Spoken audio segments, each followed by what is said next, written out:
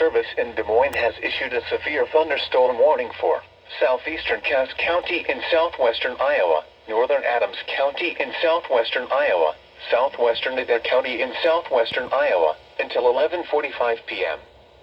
At 10:41 p.m., a severe thunderstorm was located near Massena, or 13 miles north of Corning, moving east at 20 miles per hour. Hazard, 60 miles per hour wind gusts and quarter-size hail.